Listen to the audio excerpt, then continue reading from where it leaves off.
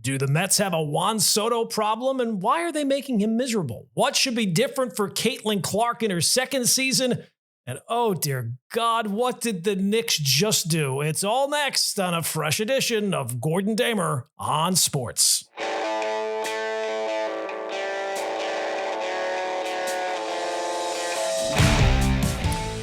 We are off and running this fresh edition of Gordon Damer on Sports. Welcome in. Tons to talk about on this episode 9. We'll get into the Juan Soto situation and why smiles always seem to go missing in Flushing with the Mets. The WNBA has a Caitlin Clark problem, and it's not what you think. And we're going to be joined by Tony Calatayud, better known as 10-Day Tony from the Dan Le Batard Show with Stugotz, and find out if it's possible for a Miami Heat fan to actually be pulling for the Knicks in this year's playoffs.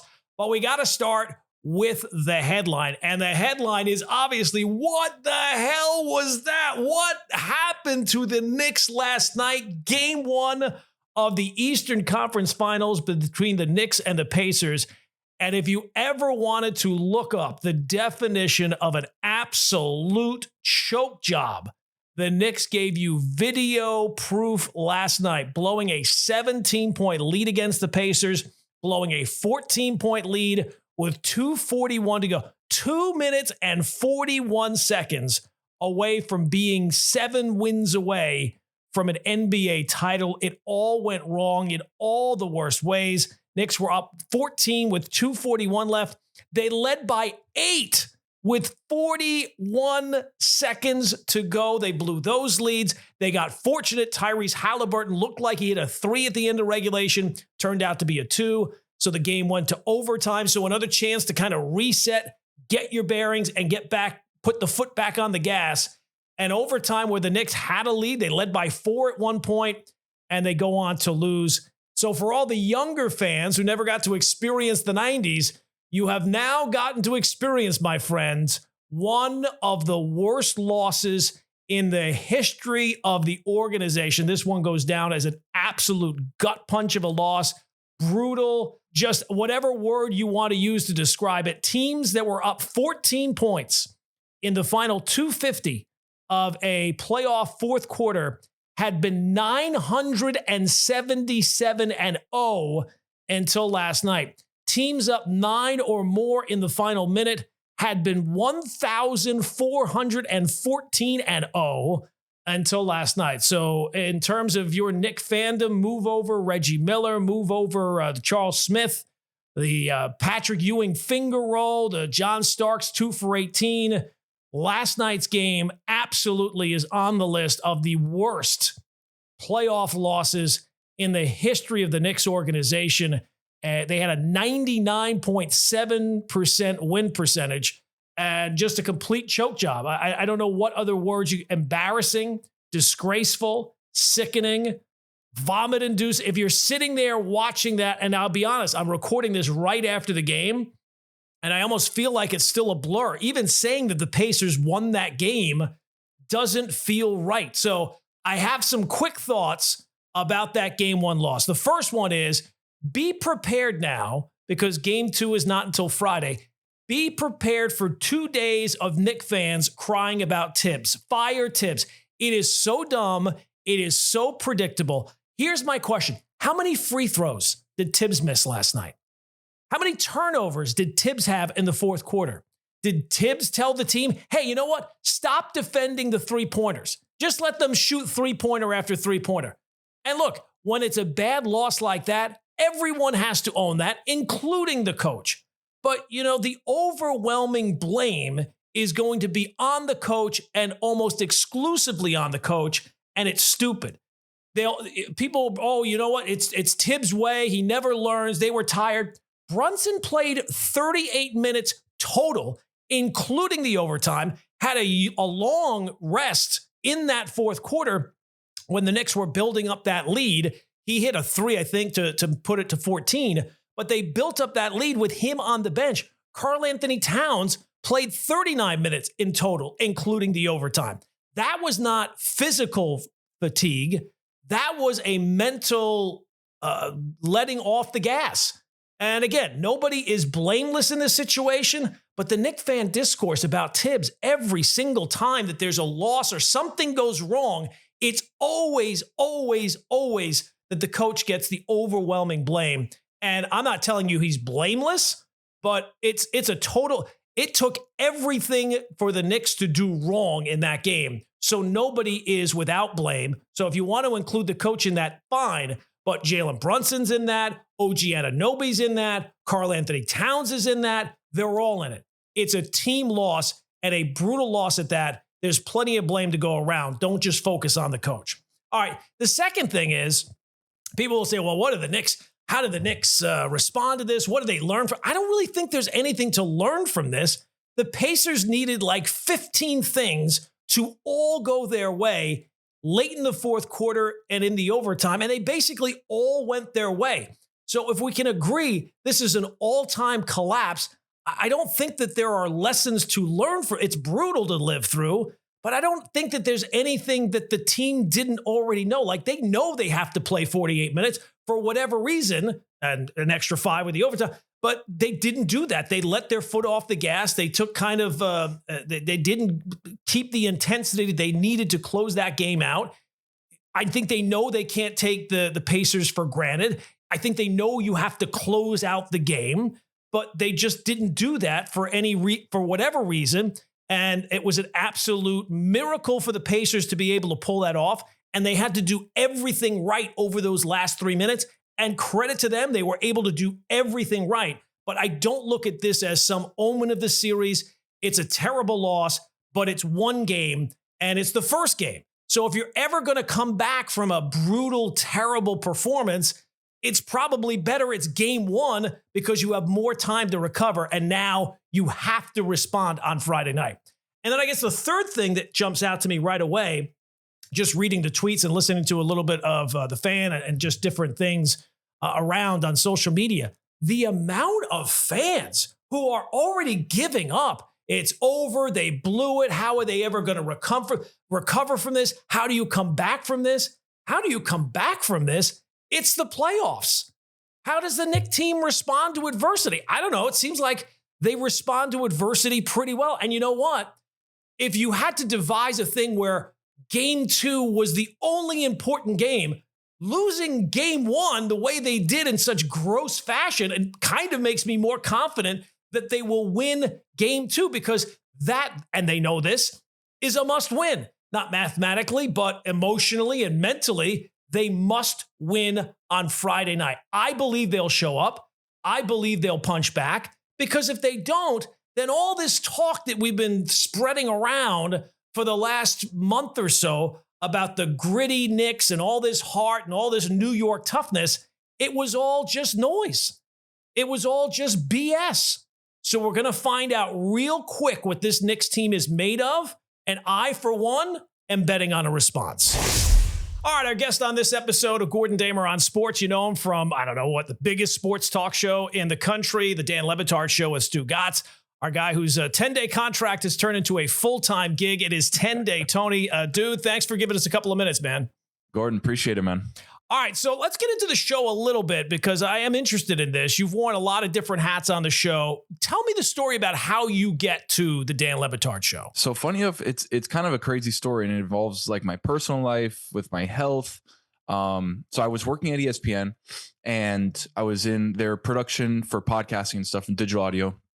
And I was living in Connecticut at the time. I'm born and raised in Miami. So I grew up listening to Dan and the show. And I remember being in Connecticut, watching the show, being like, man, like, I wish I can go back and somehow through the ESPN family, like, make it back to Miami and work for the show and work for the guys. So I'm hanging out in mid-October. I'm watching a Sunday night football game on my couch, me and just my apartment alone in Connecticut. And it's starting to get cold. I'm a Miami kid. So I'm like, what is this freezing cold weather? It's October. How is it 18 degrees already? So I got my shirt off, just, hanging out on the couch, like with my arms behind my head. And I kind of look over my armpit, and I have like a bit of a bump underneath my arm. And I kind of look at it and I'm like, that's weird. And then I check my other side and I don't have it there. Always have to check to see if it's on the other side. It makes you feel better if you have two of them for whatever reason. Exactly. So I check the other side. It's not there. And I'm like, okay, that's interesting. So I give a call to my mom and I'm like, hey, just want to let you know this is going on. I don't really know kind of what to do. And she's like, all right, why don't you come back home? We'll get it checked out at the doctor that you go to, and we can kind of figure out what's going on. So I do that. I head back down to Miami, and the doctor kind of takes one look at me and is like, that's not, I was 28 at the time, 27, 28. He's like, 27, 28-year-old dudes do not have whatever that is. So that's kind of odd.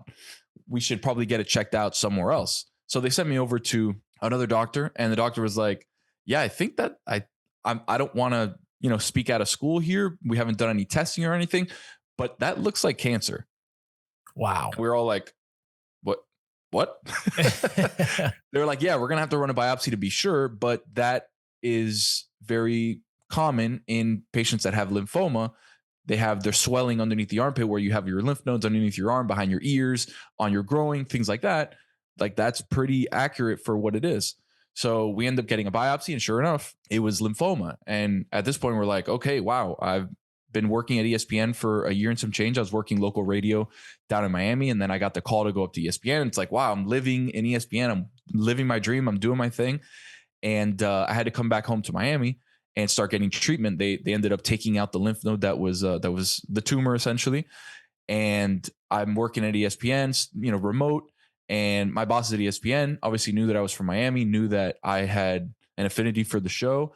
And the show was starting to branch out and create new side podcasts. Dan's, interview series, South Beach Sessions, Mystery Crate, Stugotz, Stupidity. They needed help with production of those different properties.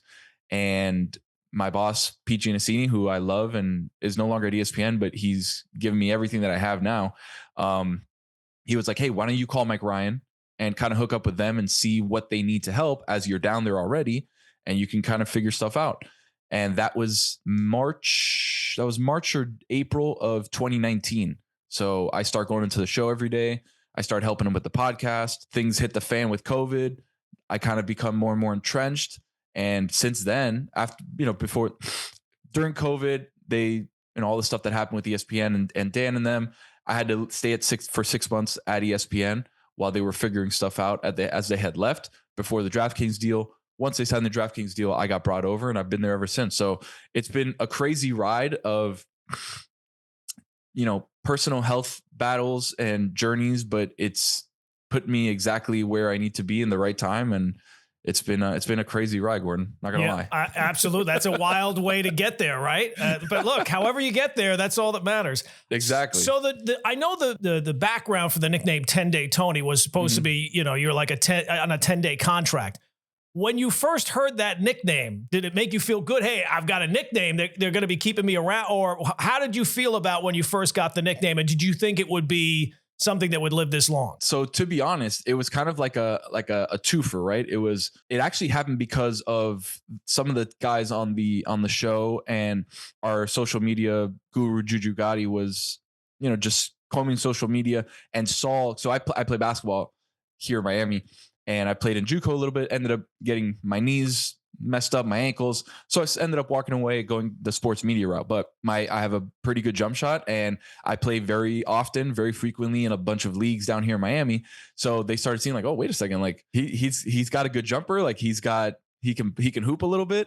And they kind of gave me the moniker 10-Day Tony, as that like, oh, he's good enough to get a 10-day contract somewhere at the same time of having this stint with the show. But then it just stuck as a brand. Like for me, 10-Day Tony allows everybody to know, like, yeah, I can hoop, I can play, I know what I'm kind of doing, and it just sounds good. So it's been kind of like a parallel growth of my brand, but also the ability to like, yo, I can still hoop.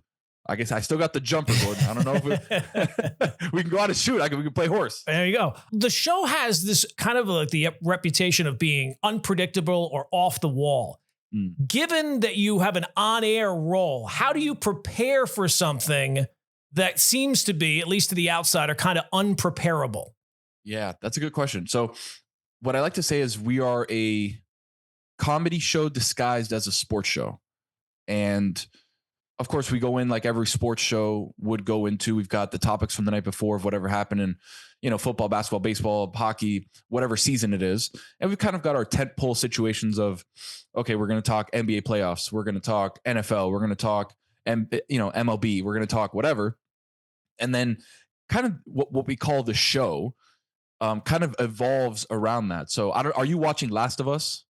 Yes, I am. HBO. I'm a couple episodes behind after that. The big plot reveal in episode 2. I have not caught up as of yet. I'm not sure that I'm still interested in the show after that plot twist. I don't know how effective it was. A great plot twist, but I don't know how good it is for the long-term growth of the show. But yes, long story short, yes, I am still watching the show. Agreed. It's going to be different for the, yes. the next couple of episodes. But the what I'm going to equate it to is essentially the cordyceps. You know how they grow and they kind of like consume everything that's around it. That's kind of what the show does, right? And what we call the show is just off the wall conversations that we'll be talking about sports, and then somebody says a random stray, and then it's like, oh, hat, that hat is great. I love the Mariners hat or whatever. And then it devolves into, oh, what hats are in the Hat Hall of Fame? Oh, Santa Claus's hat. This hat, that hat, Bear Bryant's hat. Like all these things happen, and kind of the cordyceps go around the topics. And then at the end, you kind of look back from a 30,000 foot view and be like, how the hell did we talk about how do we get there? The Hat Hall of Fame, what people in sports sound like serial killers, right? John David Booty, like all these random topics. There's no way to prepare for it. The best way is to, and what I've realized and noticed after being with the show for the last six or some odd years, is these guys have been all doing it together since the early 2000s, right? So they're very sharp in the windows of, here's a stray joke I'm going to throw in there to make Dan laugh. Here's a comment. Here's this. Here's that. So it almost creates like a very like you have to be sharp when you're in there, and it's tough for some people that have never been a part of what the Double Dutch is, as far as the Le Batard Show, to get in and then hear 8 different conversations from 8 different people happening at the same time, but it all works in melody together. So it's a really cool, really interesting way to do sports, right? And you're from the natural school of, we're doing sports, we're talking about these topics, we're going to give good stuff, good stats, good analysis, analytics, in a sense where that's kind of what I grew up into, obviously listening to the Le Batard Show. So having that ability to, one day I think I could do that, but grew up with, regular sports radio down in Miami, and then going to the ESPN route, very polished, very professional, this is how we do things. I've worked with Zach Lowe, with, Schefter, with Windhorse, with Bomani Jones, with you name it. Like whoever was doing podcasts at ESPN at that time, like I was working with them and I had a hand in either production or helping them do stuff. So it was such a different world when you step in and you're expected to, all right, start jumping, double dutch, boom, boom, boom. All right, this guy's in, you're out. So it's been fun and a blessing. And I think it's sharpened me a lot for kind of what I feel like would be next in my career, as I evolve kind of in the media game. Now, you came into this as a sports fan, and when you are a sports fan, it's hard to leave that behind. I think that you still identify yourselves as a diehard sports fan, but you also interview a lot of athletes, a lot of people involved in the sports. Has there ever been someone that you went into it thinking, I hate this guy, I hate this team, but you now find yourself almost maybe rooting for them, or your perception has changed based on your interactions with them one-on-one? For sure. So I do a lot of stuff with UFC. I kind of hold down our UFC coverage at Meadowlark Media, and fighters are interesting in the sense of like the wrestling, the theatrics of the UFC is interesting in a sense where you see what these guys are off cage, and you're like, oh, like interesting. And then you see them on cage, in the cage, very much on and pretending to be their character. And I'll tell you the inverse of that, right? And I'll give you your example in a second. The people that you interview from the UFC, you would think have a certain, crass about them, have a certain like edge. And every UFC fighter that I've interviewed, and I've interviewed 10 to 15 in the last couple of years, UFC champions, people that have gone on to be UFC champions, and they're all the nicest people. Yeah, right. You would figure like somebody would this be. Guy's gonna, don't mess up with this guy. On this podcast. Yeah, right? I don't know. It's somebody like you figure somebody's going to be a dick at some point. You kind of meet people and you're like, oh, like surprisingly nice guy. Yeah. Surprisingly nice lady. Interesting. You'd figure with that edge of fighting people for money that you would kind of be a little edgy. But I would tell you it's not so much people that I've talked to one-on-one. It's teams and situational awareness of, I was never a Knicks fan growing up, right? I'm a Miami Heat guy. Obviously. Knicks were always, even though I'm of the generation in that gap of where the Knicks were bad for 25 years. So I'm 33. Right. Like They've never been good. The Allen Houston shot, I was 8 years old, right? Like I was still starting to realize, oh, people are moving and the basketball's going in the basket. Like, oh, I get this. This is cool. Right. So I didn't understand the implications of that Allen Houston shot, but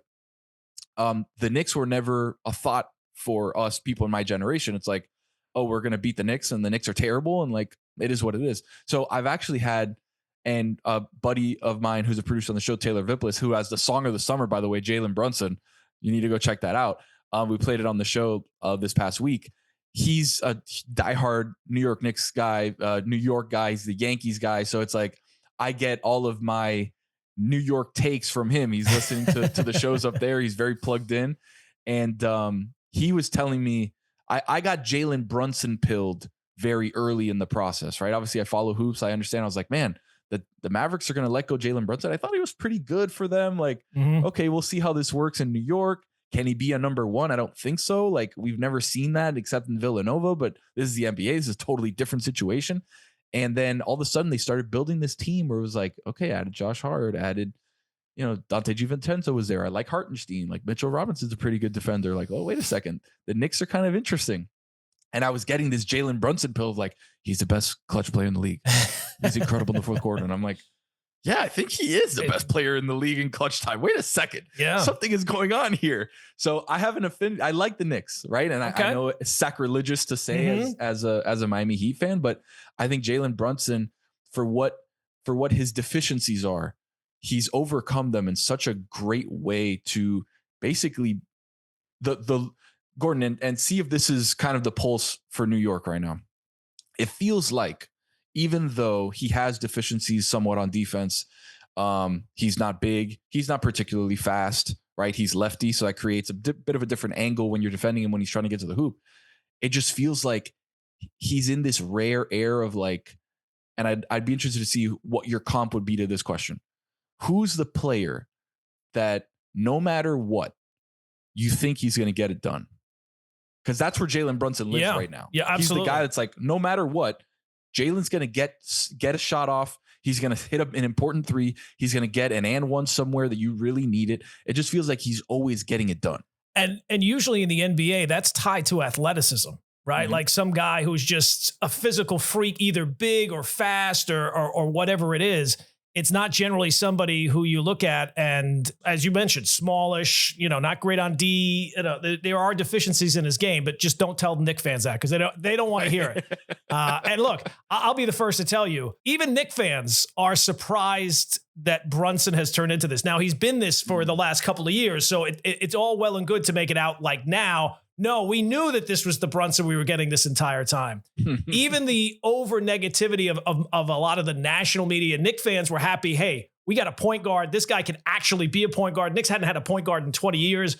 But anybody who tells you they knew that Brunson would turn into what he has turned into, I don't even think Rick Brunson knew that Jalen would turn into this. So, all right. So you mentioned you're a Heat guy. Is Heat culture dead now? I mean, it kind of feels like they're in the worst kind of situation where they can kind of be good, but that's the worst spot to be in the NBA. And with Riley, I think he's 80 years old now. Will they ever take a step back to take 2 steps forward in an offseason? It feels like if there is any time to do that, this is the time, right? Like, I think for as tumultuous and as kind of just disgusting the last year went for the Miami Heat, as far as Jimmy in the offseason being like, hey, I'm not happy. Like, I don't want to do this. The organization, obviously, as you know, Gordon, it's like, it's the most strong arm organization in the NBA. Like, if they say something, it's going to happen one way or the other. And they kept telling Jimmy, like, the extension's not happening, buddy. Like, you're going to play out your contract. And like, that's what's going to happen,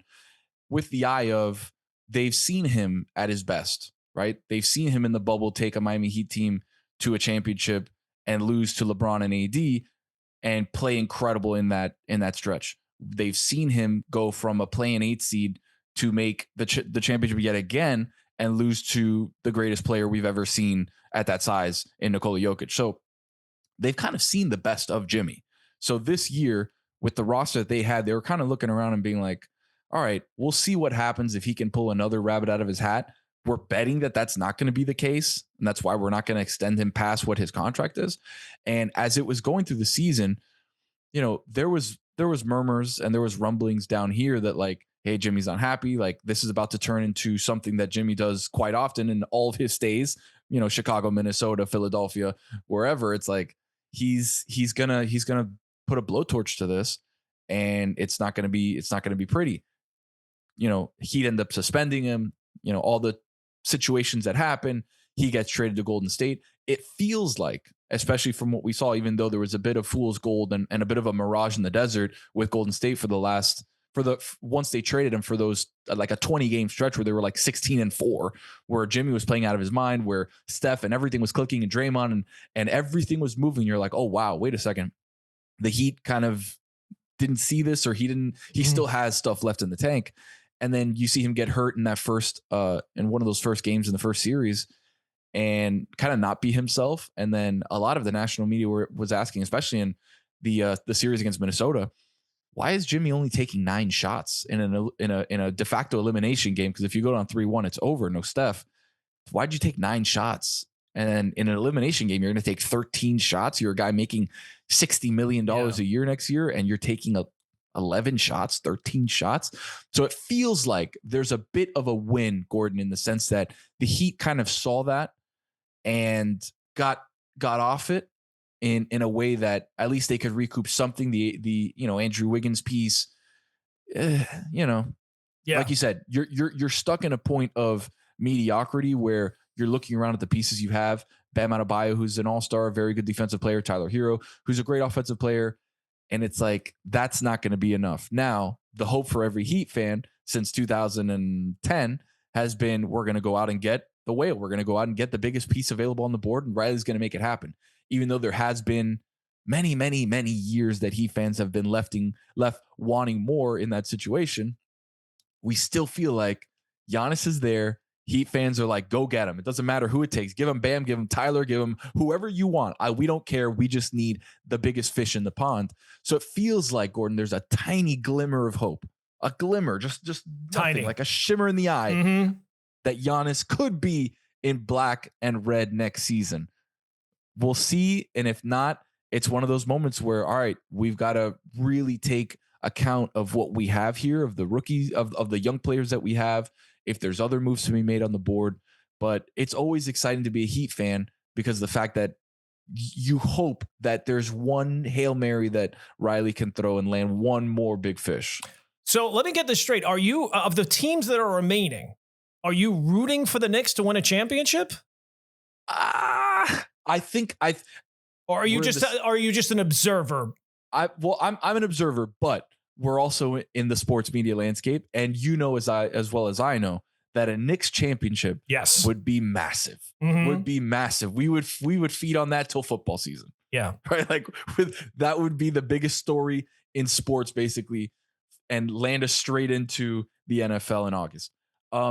What I think of with these 4, I'm intrigued by storylines. Obviously, being in the business, we have to create storylines. I'm intrigued by every team with a narrative, right? And I think all 4 teams have narratives. Anthony Edwards, can he get over the hump? He's been regarded as this great player, as this next generation superstar. Can he get over the hump with a pretty good team? And from what we saw in game 1, they're still a little bit ways away from Oklahoma City, who's now the next great team with Shai Gilgeous-Alexander, with Chet Holmgren, with J-Dub, all these guys who are the next young core. Can this be the Warriors of the 2020s, right? Is this the next team up that can go for 5, go for 6 championships? Who knows if they can stay together with the second apron and the way the CBA is structured now? That's a whole different story, but that's theirs. Indiana, I feel like nobody wants Indiana to be in the title or to win. Yeah. But they have an interesting storyline. Rick Carlisle getting back into the big dance. Halliburton, his story, his dad, the way that Indiana plays 10 guys. Like there's interesting things. And then New York has the best storyline of all. 50 years since you won a championship, New York has been foaming at the mouth for a good team in the city. And now with every win and every series, right, from the first round to the semis, now the Eastern Conference Finals, New York is just getting more and more hyped. And it just feels like there's an explosion waiting to happen. So if you wanted me to rank them, I'd probably say in order of storylines, what I'm rooting for: New York 1, Anthony Edwards 2, OKC 3, Indy 4. And especially just from the Knick point of view, it's set up perfectly for like the revenge tour. You've already ousted the Celtics, which most of myself included, did not think going into that series the Knicks were going to be able to win that series. No. And then to take out a Pacers team that took you out last year, and then the potential, I know it doesn't look great right now, of Minnesota with Julius Randle and DiVincenzo there, it really is set up. And Knick fans, I think that they are belligerently optimistic is the way I would put it. And to see them now 8 games from something that I think a lot of them may have convinced themselves was not possible in their lifetime. The city is, it's unlike anything else in the city because the Knicks are the team that unites the city. It's the one, everybody in New York, if you're a basketball fan, you're a Knicks fan. The Nets technically are here, but they're Jersey. Yeah, they've always been Jersey, so it's always going to be their way. All right, let's talk a little UFC. That's something that I've gotten into. My son is super into it. Nice. So we got UFC 316 coming up here in Jersey and the rematch between Merab and Sean O'Malley. That last matchup, I guess it was September, O'Malley just seemed to be completely overmatched. Is there any reason to think it's going to be different this time? Unfortunately, no. Right? Here's the thing. I think I'm trying to think of the number, but it was UFC at the Sphere. It was Noche UFC in the Sphere. And it was Merab versus Sean O'Malley. And obviously Sean O'Malley has been lighting fire to the bantamweight division when, he comes out of nowhere and just starts winning and knocks out Aljamain Sterling in Boston. And it was like, oh, wow, this is his division now. He's young enough. He was, I think at the time, 26, 27. He's young enough where he can go on a pretty massive run in the bantamweight division that doesn't have a ton of killers in it, has really good prospects and some guys that were solid. But, it felt like O'Malley's time was here and he was going to be a multi-time champion in that division. And then all of a sudden the machine comes out, Merab Dvalishvili, and it was like, oh, this dude is different. This dude does not have an off switch, right? And he's great where Sean O'Malley isn't, on the ground, right? Merab comes from this Georgian background of Georgian wrestling, and it's the pressure that he puts on his opponents in a way where it's like he's not great on his feet. I think he's a average boxer, average striker, but his gas tank is double that of yours, right? So it's like you go into this fight knowing, all right, he's going to be pedal to the metal 24/7. He's going to try and take me down 8,000 times in the next 5 rounds. And it's not that I don't think O'Malley didn't know that, right? Like he's got great coaches. He's a great fighter as far as the mental standpoint. It's just when you cannot stop somebody from taking you down, there's nothing you could do. There is nothing you could do. So I hope that Sean has been practicing, takedown. Got to look at it, right? Yep. Being able to get up off the ground when you are on the floor, on the mat, on the canvas. And it's like trying to get out of that is what drains that gas tank, right? You have somebody who's wearing you like a backpack. You can't get him off. All of a sudden your gas tank's depleted because you've been trying to get him off you for the last 3 minutes of the round and you can't. So that fight's going to be tough. Unless Sean gets him, and again, he's very long for a bantamweight, so he can stand out of the pocket and direct shots from further back in a way that Merab would have to kind of step into his zone to be able to strike with him. It feels like if O'Malley can have, and he's got dynamite knockout power, if he can get Merab early, like it feels like he can land one that can at least stun him and then he can take him down and try to hammer fist him and finish him out.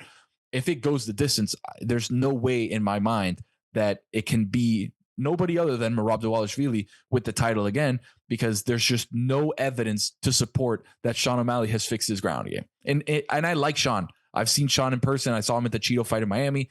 Like he threw a devastating knee to Cheeto that hit him in the right here in the orbital bone, and it sounded like a back crack. It sounded like Juan Soto hitting a home run in the stadium, and we were like, "Oh my God, where did that come from?" So he's an incredible fighter. I'm just worried that his ground game it hasn't caught up to where the excellence of Merab is. You brought up Juan Soto. I know you're not technically like a big baseball guy, but that's been the big story here in New York about the fact that you talk about being exhausted. It seems like Soto is already exhausted 2 months into a 15-year contract. Thoughts about that? I think that Juan Soto, going from all his different stints at other clubs, especially when he was with the Yankees, I think he's, from a baseball perspective, like his mind is like a computer when it comes to hitting, right? Like every pitch, he knows kind of, all right, I'm going to take this one off. I'm going to foul this one back. Like, oh, that was his best stuff. Let me do this. Let me do that. It just feels like he was happy in with the Yankees. He was happy in pinstripes. And from what I've seen, from what the Yankees offered, from what the Mets offered, and from a dollars perspective, right? It was $5 million of difference over 15, 16 years. Over 15, 16 years that you lose in New York City in taxes either way. Right. Absolutely. But it felt like the extra perks of, we're going to get the private jet, we're going to get the suite for the family, we're going to do all these things, that Soto was like, okay, it's what's the worst that can happen? Instead of going to the Bronx, I'm going to go to Queens. I'm going to wear a different uniform. I get to live in the same place. I get to do the same things.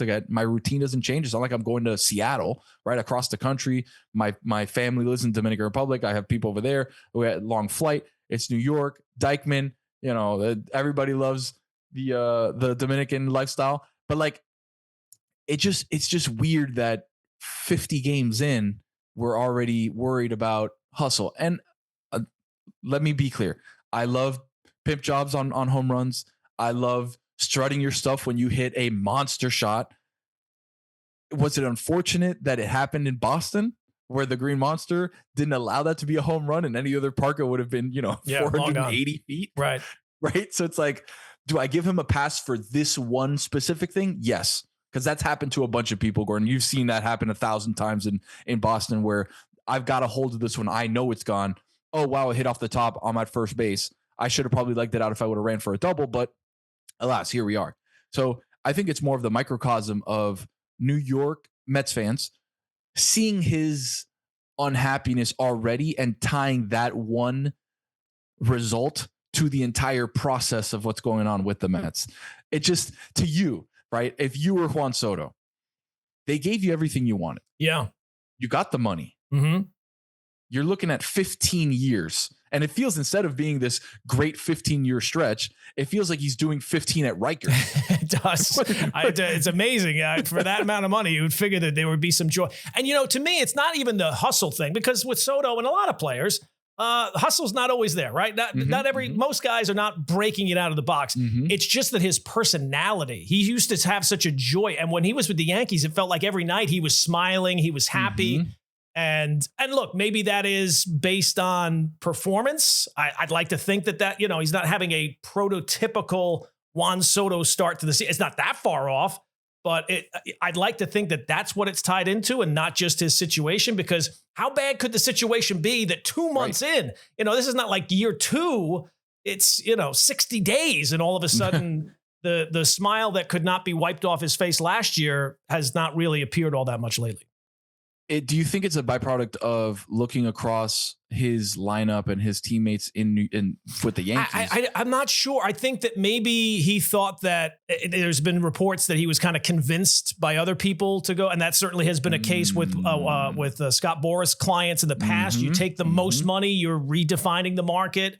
And maybe that's part of what came up. I'm not sure. I'll be interested. Look, it can't stay this way for long. One thing I'm very confident in this situation is that Juan Soto is going to turn into Juan Soto at some point. And when that now, look, it might not be this year. Francisco Lindor, that first year with the Mets, but he was coming from Cleveland. It was a completely different situation. You would think, as you said, New York to New York. It can't be that much different, but it seems like it certainly has impacted him so far. And I love watching him play, right? Like I thought that some of the most high level baseball was in this past year's World Series between the Dodgers and the Yankees. It was incredible watching Ohtani, watching Freeman, watching Judge, even though he didn't have a great, series and dropped that one fly ball. Watching Soto do his thing. Like, it was just such high level baseball in a way that it feels like we haven't seen that, like those two titans, those two lineups, those players, right? Asian, Hispanic, American, like everything was there. It was like the perfect World Series from top to bottom, except for obviously the result for New York fans. But it just feels like you said, the happiness that in which we saw him play is now gone. And what I think of is he looking around, his Mets locker room and his Mets clubhouse and being like, damn, this whole thing is on me now, in a sense where when he was with the Yankees, there was a lot of, all right, Judge has got this. Stanton, when he plays and he plays well, he's got my back. Like, I'm here and I can kind of be great behind these two guys. And now he's looking around and with the Mets and he's like, it looks like it's just me for the long haul. All right, some football stuff. Unfortunately, you and I share a significant team in the Dolphins. I will argue that Stephen Ross is the worst owner in the NFL. You sound like my brother-in-law. Oh my! I mean, the guy is a real world genius, obviously, but in terms of the NFL, he is a bobo. Is there any hope that the Dolphins are going to win anything significant as long as he remains the owner? No. Okay. And that's a short and simple answer, but it just feels like the Dolphins have a lot of deficiencies, and I think that it starts at quarterback. And I know that the market dictated you needed to give your starting quarterback, $200+ million, and that's what Tua got, and he deserved it after the season he had with Mike McDaniel. But it feels like the Mike McDaniel system has been kind of calibrated against by other defenses and other head coaches, in a sense where when it first happened, it was like, wow, this is the greatest thing since, the greatest show on turf Rams. Like, Tyreek Hill's just always open in the middle of the field somehow. Yeah. He's always just running like a deep in for 15 yards and getting 76 out of it. Okay, cool. This is a great offense. And then little by little, linebackers started heading back a little bit further back into the box to stop those deep ins. The running game was great because everybody was always worried about the pass. And then that kind of sputtered a little bit. The offensive line got injured. The offensive line isn't great. Defense was okay. And then all of a sudden, guys started falling off. Secondary's not great. Like, there's a lot of holes to be filled. And it just feels like, I don't want to say the gig is up for Mike McDaniel, but if he has another bad season where the Dolphins kind of sputter around 500 and don't win the division yet again, obviously the Bills are great, but they're beatable, as we've seen.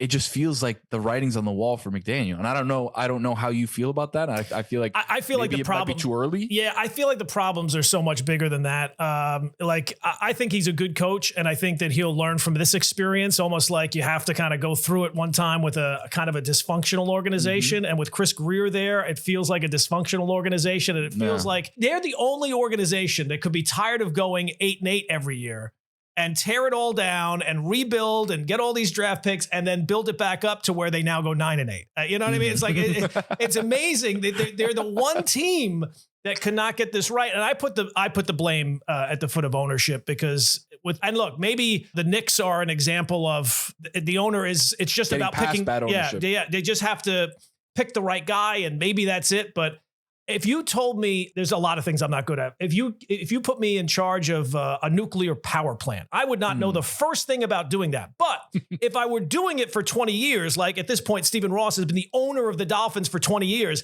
Wow. I think I would be better at whatever the tasks are and picking people to fill those tasks than it seems like he is.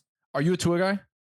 Not really. I was not happy that they drafted him at the time. But again, that's where I think the whole thing kind of went sideways, that he was not going to be the right guy to lead that out. He was hurt in college. He's constantly hurt. That's a position you have to be able to depend on. If nothing else, you have to be dependable. And it feels like at this point, right, it feels like he's one big hit away. He's always one big hit away. Yeah, and it doesn't even have to be that big of a hit sometimes. Right. The one against Buffalo, where he went for that first down and kind of went head first, and we saw him visibly shaken, and the way that looked especially after the Cincinnati one, which was terrible, and then down the line, it just feels like the most coveted job for backups is Miami, right? Because you can go back there and be like, all right, there's a realistic shot. Chances are you're going to get a chance to play at some time. Yeah, at some point. It might be. It might only be one game, but chances are it's probably going to be more. And you look at that, and obviously they signed Zach Wilson, they got Quinn Ewers, like not a great quarterback room. not a great quarterback room, if you want me to be honest. It just feels like they had that moment where they were the most exciting offense in football with Waddle and Hill and Tua and Mostert, and it was like, oh wow, this is good, this is fun. And then it got reverted back to the offensive line sucks. Yeah. The offense is not great. Tyreek is not the Tyreek that we saw. Now he wants out, but now he's back in, but now he's having trouble off the field. But now it's like, Jalen Waddle, is he really the guy that could be a number 2? You've already paid him like he's a number 2, but it feels like he's kind of just Jarvis Landry with a bit of a better go ball. Yeah, it's a mess of a situation. And the division is really, just the Bills, right? In New York, like the Jet, like Justin Fields is. This is the time where you should be closing the window, and the window feels like it's only getting wider. Exactly. Patriots, I like what they did, but they're still young. They're still up and coming in the division. It feels like the Dolphins are. Can we count how many teams in the AFC are in a better situation than the Miami Dolphins right now?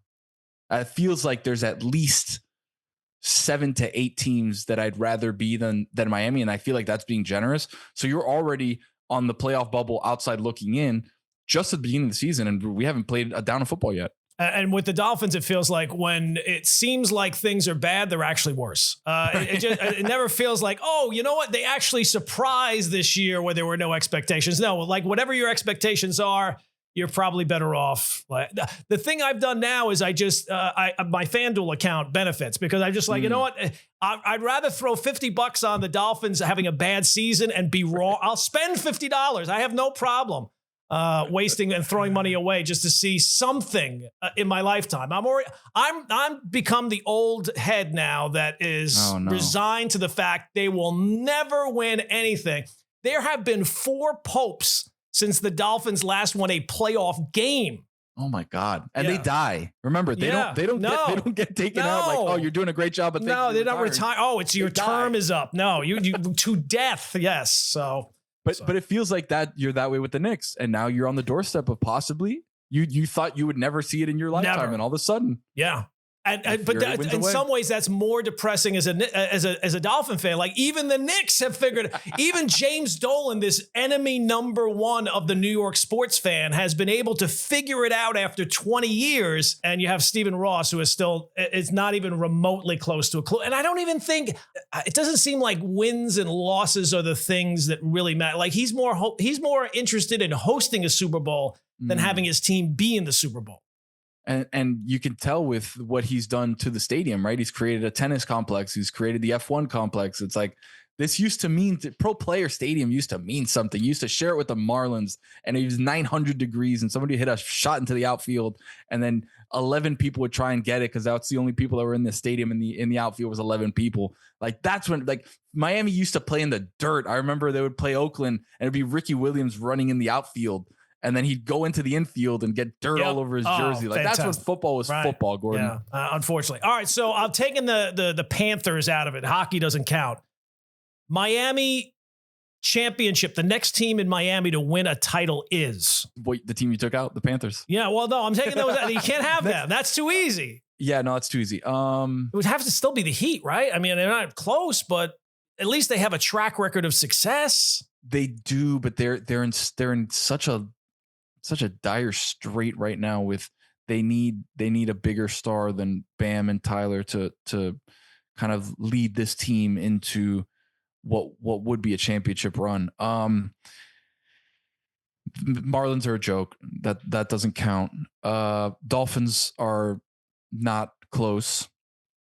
I would say, and this may come as a surprise, I feel like the Miami Hurricanes football team would be the closest. I think building on last year, obviously, when you have a Heisman Trophy #1 pick quarterback in Cam Ward, who hid all of your blemishes basically on defense for as long as he humanly could. They're getting their defense a little bit better. I think that their offensive line has turned into from a good to a great offensive line. We'll see how good Carson Beck, how good Carson Beck can be this season, which he wasn't. He was aided by an NFL roster at Georgia. but it feels like Mario Cristobal has things churning in the right direction. So I would say out of all the other teams, you're taking the Panthers out of it, the Canes have to be closest to winning a title, because once you get in the playoff, anything can happen, as we saw. It just feels like the Heat are not close. It feels like the Dolphins are even further than that. So I'd give you the Miami Hurricanes. And if you would have told me that at the beginning of, last season, that the Canes would be the closest team to win a title in Miami, I'd be like, sure. Okay. Right. But that's where we are right now with pro sports, outside of the Panthers, who are just dominant. And I'm not a hockey guy. I grew up in Miami. I'm a Hispanic Cuban American kid. Like, hockey was not even on my radar. It was basketball, baseball, football. And, I've gotten into, I'll watch the games and stuff. I'm trying to still figure out exactly what's going on, but where's the puck? Where the puck's there. What's the blue line? I don't know right. I don't know what the hell icing is. They call icing the goalie puts up his glove. I don't know. All right.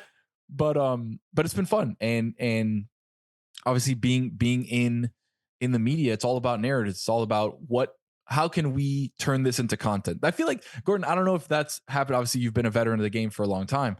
I don't know if that's happened when that happened to you, where it's like, okay, I don't really care what happens as long as I have content for the next day. Yeah. Well, look, outside of my teams, which unfortunately the Dolphins are one of them, and unfortunately they gave me far too much content. I don't want content from them anymore because it's all negative. But outside of my teams, that's all I care about. What's the best story? What's the thing I feel strongest about? And look, as you get older, generally you kind of pare down your fandom tree a little bit, so the content tree continues to grow. And I guess the final area we'll go into, has the content area impacted you in terms of Caitlin Clark and everything going on with the WNBA?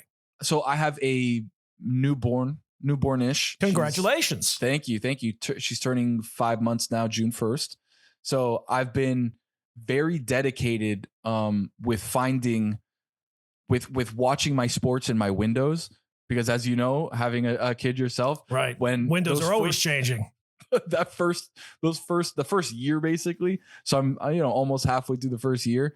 I'm still trying. I'm like watching games like on YouTube, like the highlights of the game. I'm like, oh, okay, so that's what happened, because I was asleep or the baby was going nuts, and my wife's not going to be like, I'm not going to tell my wife, hey, babe, I got to watch this game real quick. If you can handle the crying baby who's teething, that'd be great. I need the next 2.5 hours in solitude. If you could. Yeah. And she's like, you're watching what? I'm watching, Indiana, New York. She's like, why do you care about that? Yeah. Like, don't worry about it. So I've been watching, I haven't been watching the games because I've just, it's crazy in my house right now, but I've been following what's been going on, and it's interesting, right? Like when are we going to get to the point, the tipping point of covering women's sports the way we do men's, where we don't really talk about the games in the W, right? No. Like we talk storylines. I feel like that's very similar to the NBA, though. I feel like the NBA, the especially regular season, the games are the last thing that matters. It's the storylines, it's the stars, it's maybe a stat line from somebody from the last week or two. It's almost like there are no really important regular season games anymore. So I don't know that that's necessarily all that different in the WNBA. In a shortened season, though, obviously the regular season games mean a little bit more. Yeah, you would figure. It's tough when you have somebody as dynamic as Caitlin Clark. It's hard for the media cycle to envelop other ladies from the sport when you have her in all the commercials, when she's the only thing that people are talking about from a mainstream media perspective. From the again, like you talk about, there's only so many storylines, so many narratives that we can put into a couple hour show, right? Especially when you're market dependent. Oh, we got to talk Knicks, we got to talk Yankees, we got to talk this, we got to talk that, and then we'll get to, oh, did you see what Caitlin Clark did? Because that's kind of the lifeline that we can be like, all right, boom, we have this.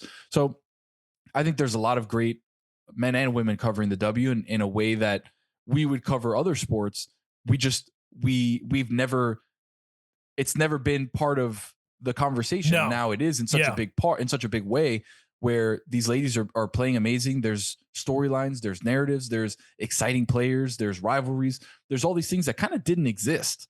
And maybe they did, just not to the normal layman fan who's watching a couple, maybe one game a night, who's kind of following a couple teams a season, a year. So it's now that next evolution. I feel like they're also doing a great job on social media, where now the social media age is being able to digest these things just on TikToks, on reels, on clips that are 30, 90 seconds long. Where you'd be like, oh, wow, she did this, or look how these two teams played each other and this and that. So the Caitlin Clark thing is interesting from a phenomenon of she's bringing notoriety to the W in a way that hadn't been done before. And in your opinion, is she catching heat for that with other players? I think that's only normal, right? Like if you're doing something and you've been doing it at the highest level that it can be done on whatever thing it is that you're doing, and then suddenly somebody comes in who's dynamic. Let's be honest. She's drawing eyeballs in a way that you were not able to do for whatever reason. If it's the style of her game, if it's because she played the hype, whatever. There has to be. It's only normal for there to be jealousy. I'm not surprised that there's jealousy, but at some point, and again, this is new. This is only the start of her second season, so hopefully this does take place for the benefit of the WNBA. Ride that train for as long, because if you're able to ride that train for as long as you can, people will eventually filter into the other areas that they don't know about. She's the thing that has gotten the attention because people have been made aware for whatever reason. And now you have to hope that filters down into other aspects of the sport and say, hey, you know what? Yeah, she is amazing, and she is what's drawing eyeballs, but I'm also interested in this. I'm also interested in that. It's almost like pro wrestling in a way. Like, you might have come in as an Andre the Giant guy, but oh my God, have you seen Andre the Giant? But along the way, this guy, Randy Macho Man Savage, did this amazing interview or so. That's the way I compare it to. It's the Caitlin Clark trickle down economics. Absolutely. Right. You get somebody in the door with something that you have never seen before. And then all of a sudden you start getting interest in other things. And like you said, it's natural with anything, right? Like I'm sure how many people LeBron got into the NBA where it's like, oh, wait, there's this kid who's 18 years old, who's the next coming of Michael Jordan. And he's incredible. And he's playing for his hometown team. Like, wait a second, I'm in. And then, it trickles down into, absolutely. I'm an NBA fan now. So it's good. I love the fact that, especially, having a daughter now, and we're a very big sports household. My wife played volleyball. I play basketball. So it's like, it's only natural for her to be next up and like, all right, baby, what do you want to do? You want to play volleyball? You want to play basketball? You want to play this? You want to play that? You want to do that?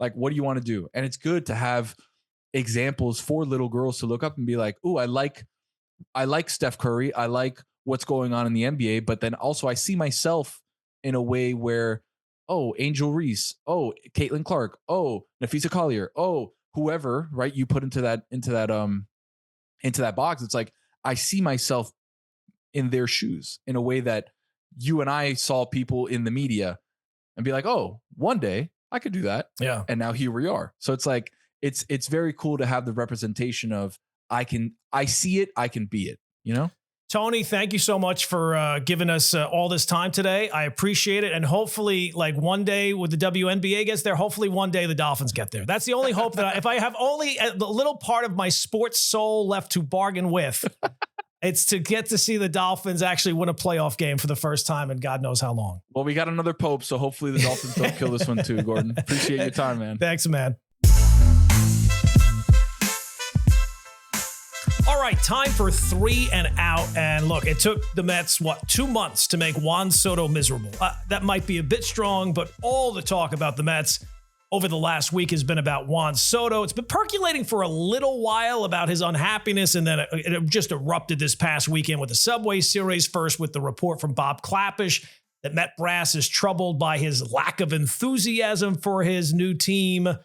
He blew off ESPN over the weekend when he was supposed to be mic'd up on Sunday night, blew off reporters after the game. Monday, the great Michael Kay said he talked to people within the Mets organization and that the reason why Soto's not happy is because he actually wanted to return to the Yankees, but his family felt more comfortable with Steve Cohen and the Mets. And then, of course, last night, moved down in the order to third, hoping that would maybe spur something and get him rolling.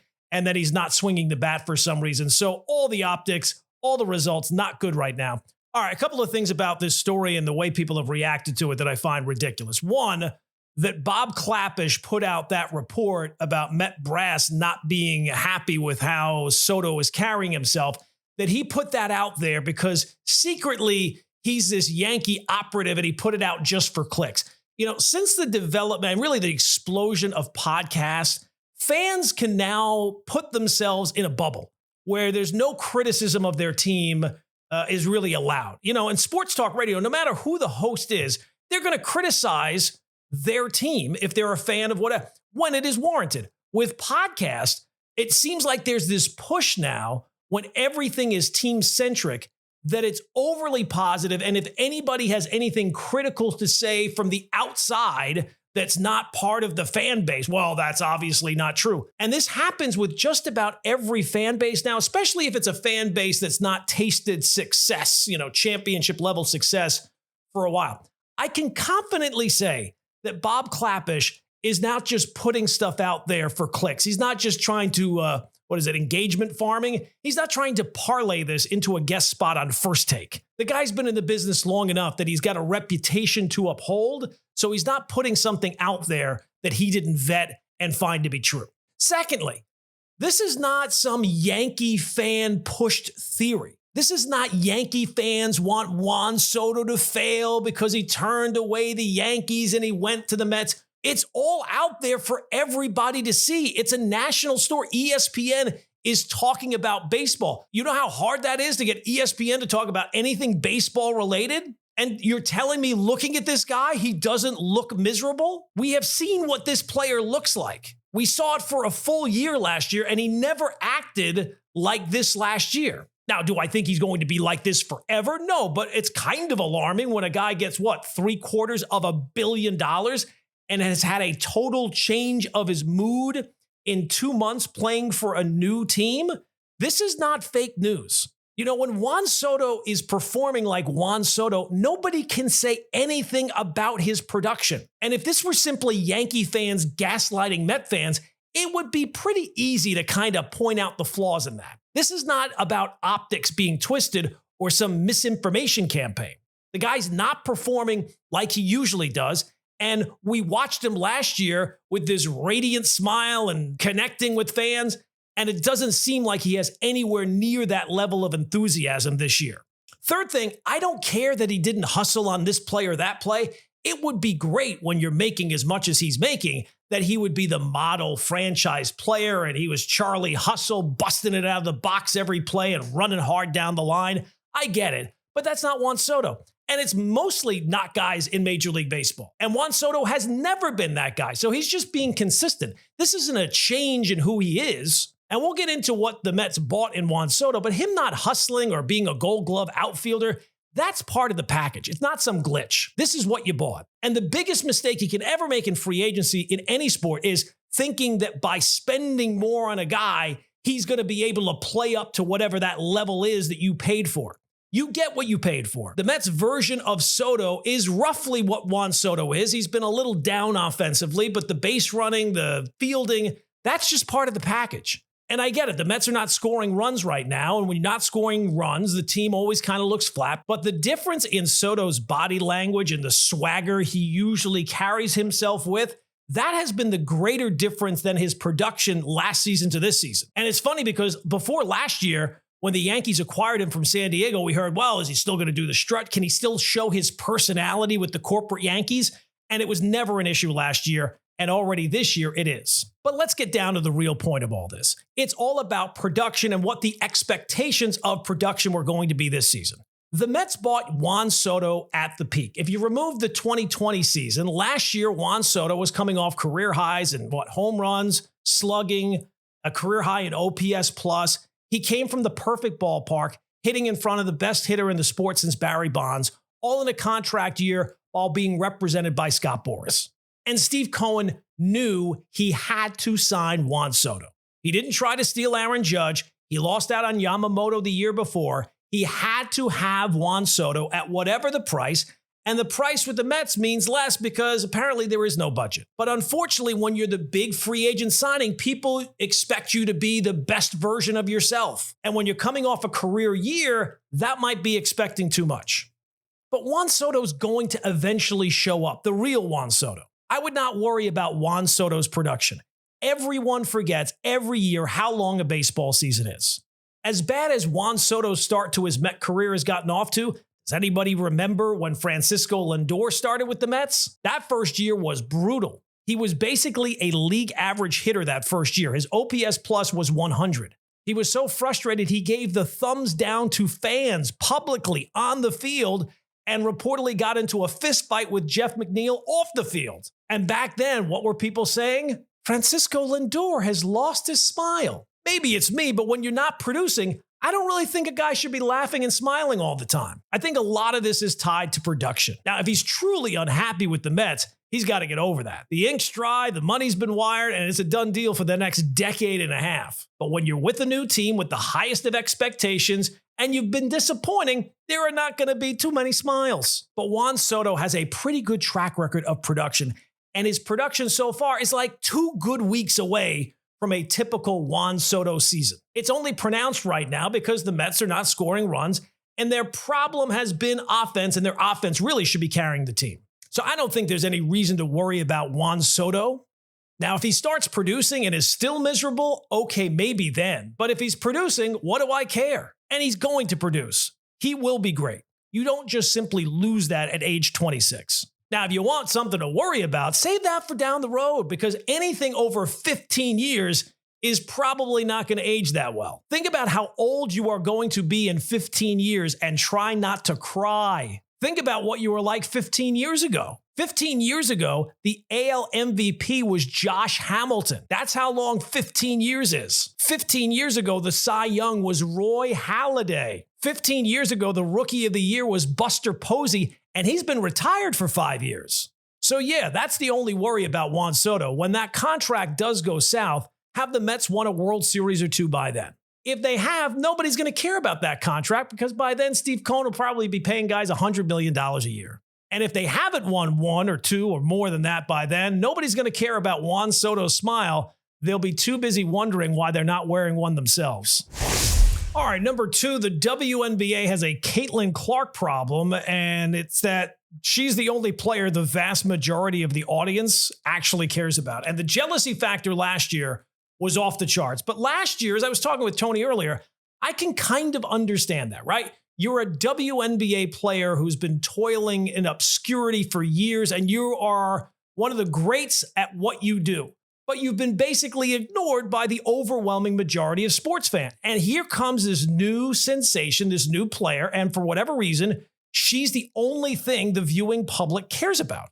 It's only natural to be a bit jealous. That's a natural initial reaction. But by year 2, you got to get over that. You got to ride the gravy train and lean into the idea that high tides raise all boats. But then, of course, you have Angel Reese, who is so obviously jealous of everything Caitlin Clark. I mean, if anyone's ever gone onto an injured list with jealousy, she might be the first one, because this obsession that she has with Caitlin Clark, it's not competition. It comes off as desperate. It's jealousy, plain and simple. Reese sees the attention that Clark is getting, the media, the fans, the endorsements, the spotlight, whatever, and she knows she can't touch that on her own.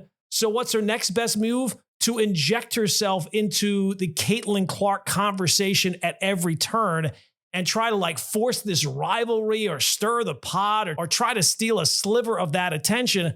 But here's the problem. It's not working. It's so transparent. It's so obvious. And it's already year 2 and it's already tired. This isn't Bird versus Magic. This isn't like 2 generational stars pushing each other while growing the game. This is Caitlin Clark. She's playing both those roles. She's Magic and Bird. She's bringing the spotlight and the money, and Angel Reese is just trying to kind of sneak in on the fame. And I get it. Villains are good for the game. Every hero needs an antagonist, but this just doesn't feel organic. It feels forced. It feels petty.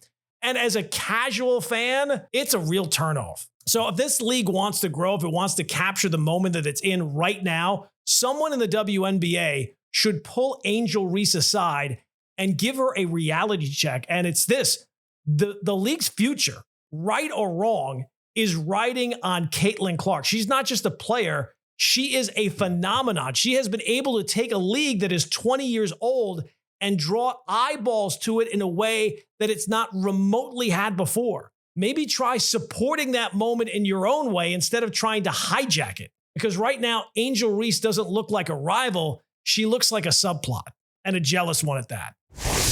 All right, then finally, the NFL owners voted on Tuesday to allow NFL players to participate in the 2028 Olympic Games in flag football. And my first and only reaction to this entire story is to bring up the name Robert Edwards. Does anybody remember Robert Edwards?